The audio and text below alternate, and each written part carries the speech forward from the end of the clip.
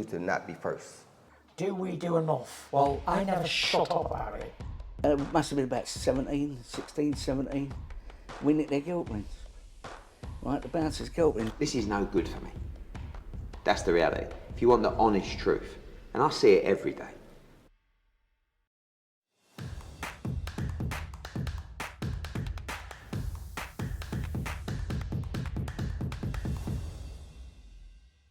This is Oscar Bevis for IFL TV. Delighted to be joined by Mr. Adam Morallee. Adam, thanks for giving me some of your time. How are you, my friend? Yeah, good. Good, thanks, Oscar. Good. As Frank said, East versus West. We're going to see who's best. Great line, wasn't it? Great line in that press conference. I just want to go straight into something that you said, actually, because it was quite blunt in the sense that you said Joe took the L, he lost. But it was true. So I just kind of want to talk about the period between then and now and perhaps coming to terms with the loss. I know we've seen fighters over the past who, when they've taken a defeat, there's been a mound of excuses and kind of a big inquest. But it seems like the whole team have just said, you know what, this fight's been lost. And is that kind of the way you've had to take this defeat for Joe? I mean, look, as an athlete, you take it one of two ways. You look around you and you say, you didn't do this, you didn't do this, you didn't do this, I'm great, you let me down.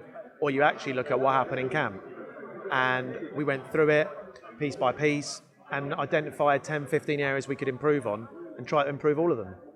And that's brought us here to today. You know, you'll see tomorrow, Joe's weight's slightly different. His game plan for this fight's slightly different. The way he's been recovering is different. The sparring partners are different. You know, each thing is a marginal gain for us and we want to see all the results in the ring.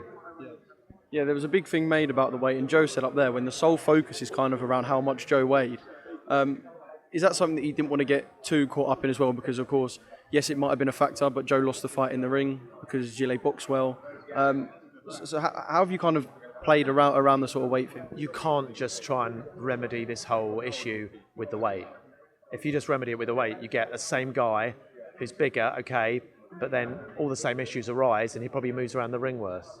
So it's one factor. Everyone, you know, after that fight, as you can imagine, I received a lot of feedback, unsolicited feedback, and a lot of people said, why doesn't Joe move his head? Or why is he, why did he come in light? And you just got to analyse it methodically and try and improve everything, and that's what we've tried to do. Yeah. Was it, I guess, I don't want to use the word learning curve because I don't want to sound like a life coach, but I guess, like you said, the team would have taken perhaps a few hits, some scrutiny as well for saying, well, why this fight, if any, when Joe's in such a good position? Did it take the team kind of time to recover as well? Yeah, look, I think you have to realise as a manager that your job is to take that flak. So it's not a problem for us, for people to say we made bad decisions. The only thing that matters is the performance of your athlete. And the performance of the athlete, Joyce here, is what we were solely focused on. Yeah, it was tough. I mean, it's tough. Losses are tough, and Joe's never lost as a pro. So even he, at times, okay, instantly, he was kind of fine with it. Then probably a week later, he felt really, really bad because he feels indestructible. I mean, the type of loss is important too. He didn't get knocked out. He did not get knocked out. He lost the fight on an injury. It's still a big L, but it's different. You know, when you go back into that fight, he's felt the power of Zhang now.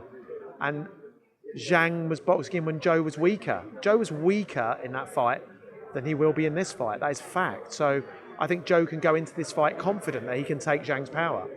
Yeah, there must be some annoyance for Joe in feeling like he had more to give. Okay, the doctor stopped it, the eye was closed, the eye was swollen, and we don't want to see anything, kind of any long-term damage for Joe. But there must be that annoyance of, if you would have let me go on, I know I would have dragged him into the later rounds, because we know what Joe's like. There's no way Joe's walking out there and going, you know what, I'm packing this in.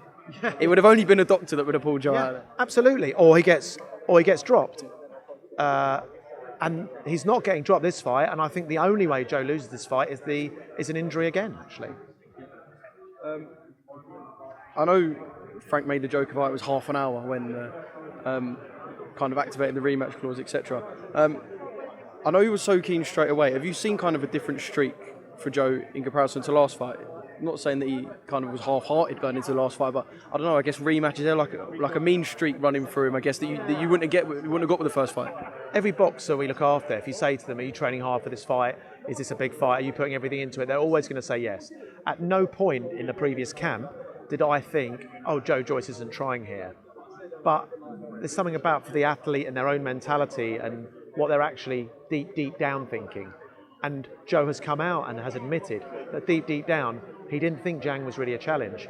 This was a keep busy fight between Parker and Fury, Usyk, insert the name here. And now that mentality's changed. And that's why I say he reminds me of the Joe that fought Dubois, the Joe that fought Joseph Parker. He's completely mentally locked in for this fight in a way he wasn't before. Yeah, mate, I can't wait for the first buzz ring. I've got a feeling it's going to be a real cracker. I want to talk about something Frank said on Talk Sport, because I spoke to Shane about this as well. Frank said there'll be that waiting period potentially if Joe's to win. Could even go down the avenue of a trilogy. If it's a fight of the year contender, I guess it's something that will be looked at. What have you guys kind of thought about post-fight? Because I know obviously Joe will think about Saturday night, but what's kind of your guys thinking post-fight? Look, you got to be careful, right, thinking about post-fight, because we thought about post-fight last time. We thought about Fury. We even thought about Dillian White last time. And look where that got us. But, yeah, look, I think the heavyweight scene is going to be entirely dictated by what happens with that undisputed fight. And that's what's going to dictate everything. Are Fury and Usyk going to fight? If Fury and Usyk aren't fighting, if that fight doesn't happen, I think Joe v Usyk gets made in the first quarter of next year. I think Fury and Usyk will fight. I think the relationship Queensberry have with the Saudis now mean that fight will happen and it's easier to make. And in those circumstances, I think they'll probably fight end of this year, beginning of next year. And then I think there'll be a rematch. And when that rematch occurs, I think the belts will get vacated. So what do I want to happen? I want Joe to fight Usyk. And so Usyk faces mandatory. I want Joe to fight Tyson Fury because I think it's a tremendous fight and I think it's a tough fight for Fury. But what do I actually think is going to happen? Fury Usyk will go to a rematch and the belt will be vacated and Joe will get elevated and then Joe will get a big fight as WBO World Champion. Yeah, there's always kind of a domino effect, I guess, of what the guys at the top are going to do. It must be such a weird time because obviously you've got a fighter in Joe Joyce who we know and has proved will take any fight at any time. And the division at the moment, okay, we've just had Usyk and Dubois, but this is the biggest heavyweight fight for the foreseeable. It's kind of stagnant. People are sitting on their hands. Fury's taken a different route. It's just such a strange, like no other time for the heavyweight division. Yeah, I know. I mean, like, we don't know who Wilder's fighting next. We don't know who Joshua's fighting next. That fight doesn't look like it's on. Fury's fighting Ngannou. Usyk, shouldn't he be taking his mandatory now? You're right. But I think a lot of that stasis is to do with Fury Usyk, and that's got to be made and moved before other things come. I mean, Joe's big problem is no one wants to face Joe voluntarily unless he's holding a title. So Joe becomes WBO World Champion. I think it'll unlock it because he'll then take voluntaries against the likes of Wilder and Joshua. Choose to not be first. Do we do enough? Well, I never shut up about it. It must have been about 16, 17. We nicked their guilt rings. Right, the bouncer's guilt ring. This is no good for me. That's the reality. If you want the honest truth, and I see it every day,